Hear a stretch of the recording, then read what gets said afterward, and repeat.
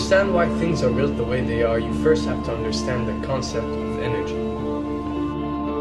Several architectural monuments are designed for the specific reason of channeling energy.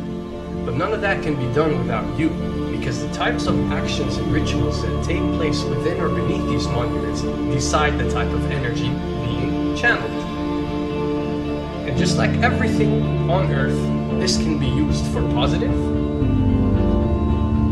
or negative.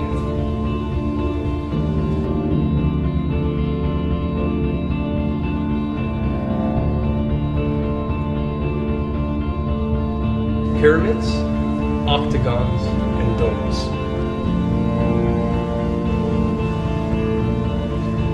These designs are the most powerful and efficient at channeling energy.